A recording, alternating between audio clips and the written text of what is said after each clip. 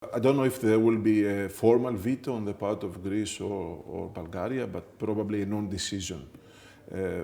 Just the European Council will decide that will leave this decision for the opening of negotiating chapters for a later stage, for next year.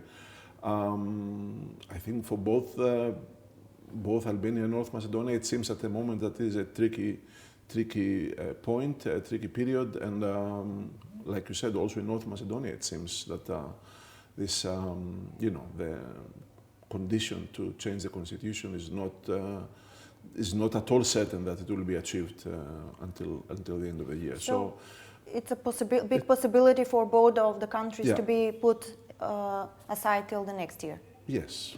No, I don't know if it's going to be a formal veto, probably not a formal veto, just the European Council will decide that they will not decide on this issue in December. Does Greece have support from other EU members, maybe behind closed doors, for the situation with Tirana? I think not.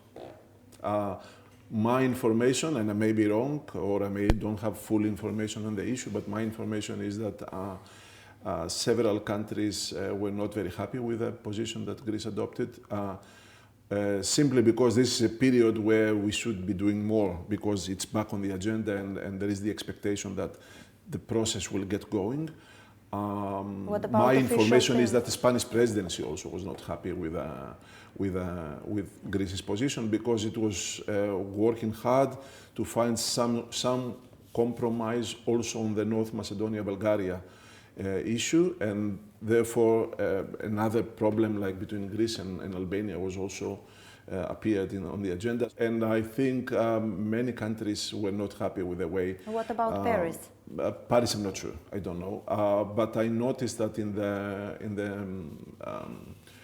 of course, in the annual report of the European Commission, the issue was not mentioned in the chapters 23, 24 in the judiciary, but it was mentioned in a very neutral way in the bilateral relations section of the report. That is, for me, an indication that many countries see this as a bilateral issue rather than a problem of judicial reforms. Yes. Will a new veto in the Balkans hit the credibility of the European Union? I think every veto in the enlargement process undermines the credibility of the European Union. One way or another, before with Greece and with Bulgaria, with delays on the part of the French diplomacy, it always undermines the credibility of the European Union.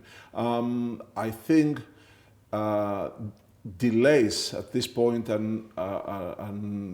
not good news for the region, simply because there is a new momentum because of the war in Ukraine and the fact that the enlargement policy is back on the agenda.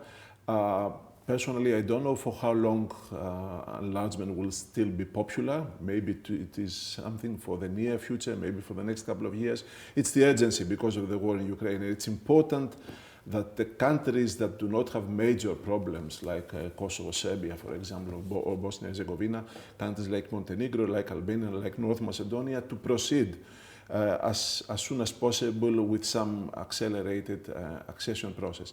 And therefore, any delay, I would say, it's not good news for the region. Can we expect a new veto from Greece during the negotiation process? I think not.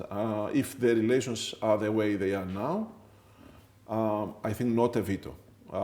If we have a change in the political situation here in North Macedonia and we see different policies on the part of a future Skopje government, I don't know what kind of policies would that be, and I cannot project in the future, but if we have changes that would be in the direction of undermining this kind of positive relations that we have between the two sides, maybe we'll see difficulties in the future.